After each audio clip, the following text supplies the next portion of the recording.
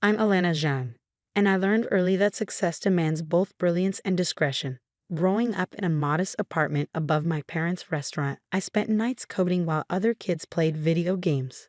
My sister Diana always rolled her eyes at my nerdy obsession. Elena, seriously? Diana would say, flipping her perfectly styled hair. You're wasting your life with computers when you could actually have a social life. But I had a vision.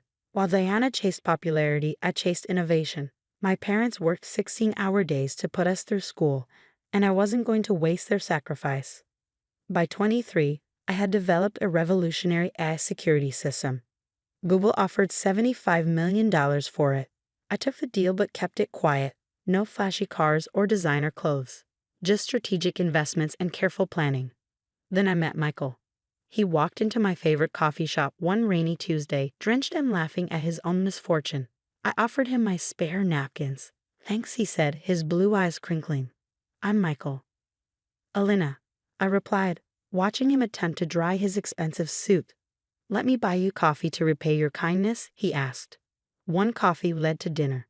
Dinner led to dating.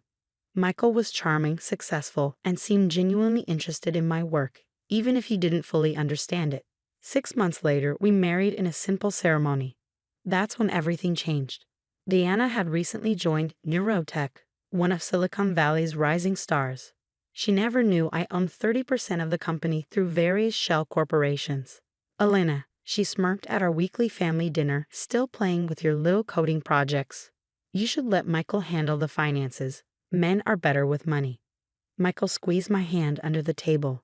Diana's right, honey. You focus on what makes you happy. I'll take care of the business side. I stayed quiet, watching them exchange knowing looks. Something felt off.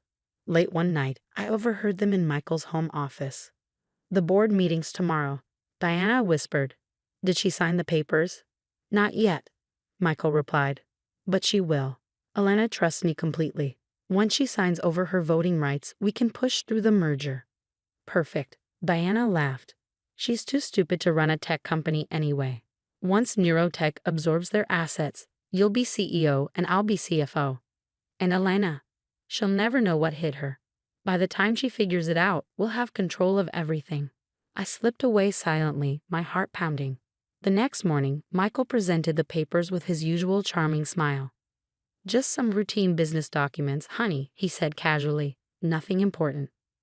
I smiled back, signing exactly where he indicated. Of course, dear, I trust you completely. Michael kissed my cheek, tucking the papers into his briefcase. You're the best, Elena. Diana and I have a breakfast meeting, but I'll see you tonight.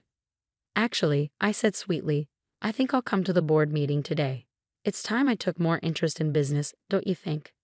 His smile flickered for just a moment. You don't need to bother with that, honey. It's all very technical and boring. Oh, I insist, I replied, watching him squirm. After all, I just signed those important papers. The Neurotech boardroom buzzed with tension as executives filed in. Diana straightened her designer suit, shooting me a condescending smile. Elena. How? Unexpected, she said through gritted teeth. Shouldn't you be at home? I'm exactly where I need to be, I replied calmly, taking a seat at the far end. Michael entered with Mr. Harrison, Neurotech's CEO. His steps faltered when he saw me, but he quickly recovered. Everyone, please be seated, Mr. Harrison began. Today's agenda includes a significant announcement regarding company ownership and... Diana interrupted, practically glowing. Yes, about that. I have some papers to present. She pulled out the documents I'd signed that morning. Excellent timing, I said softly. I have some papers too.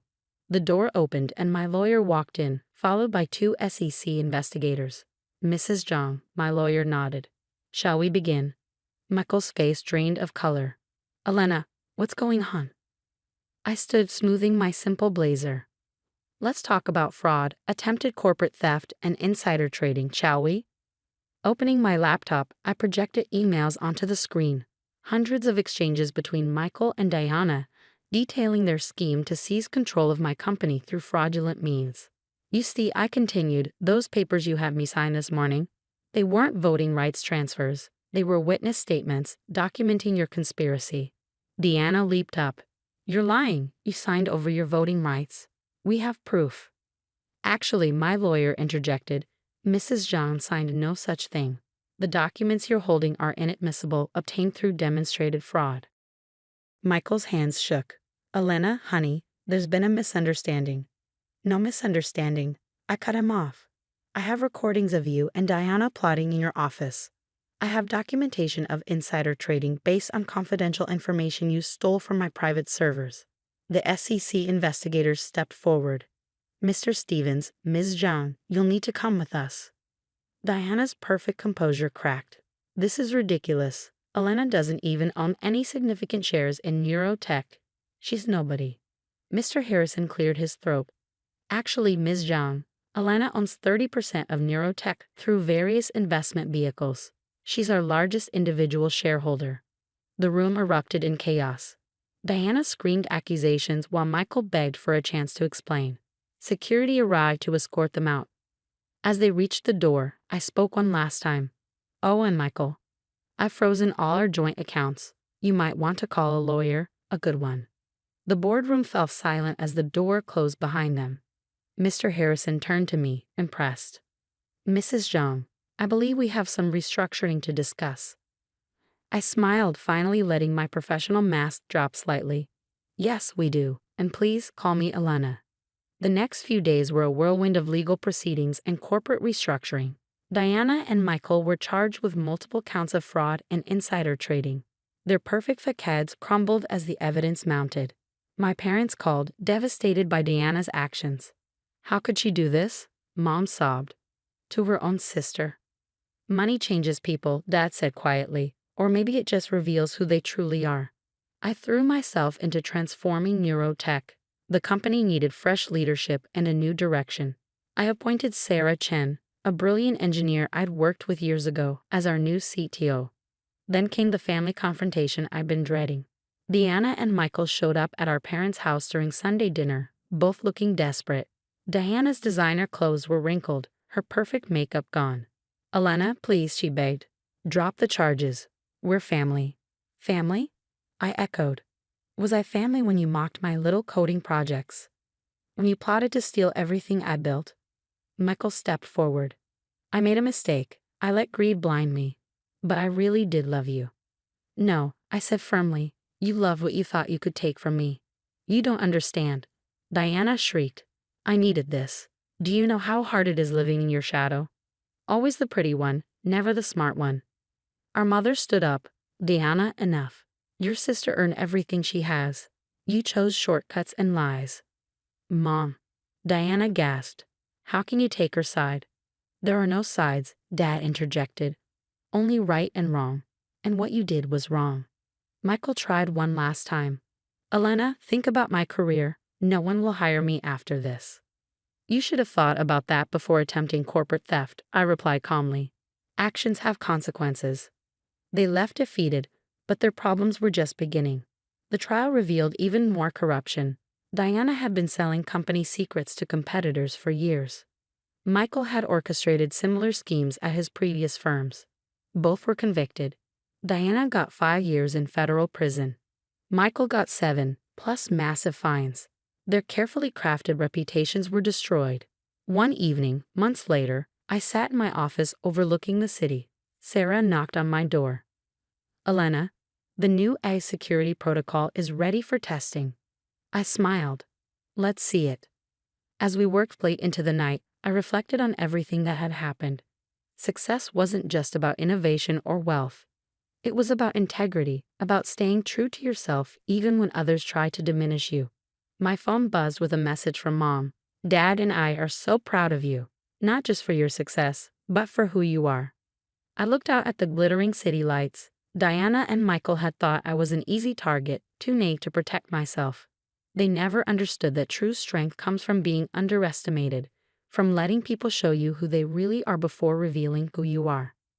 Neurotech thrived under new leadership. Our stock price doubled, then tripled.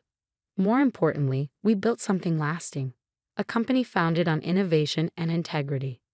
Years later, I heard Diana was released from prison. She tried to contact me through various channels, promising she changed. Maybe she had. But some bridges, once burned, can't be rebuilt. Michael wrote a letter from prison full of apologies and regrets.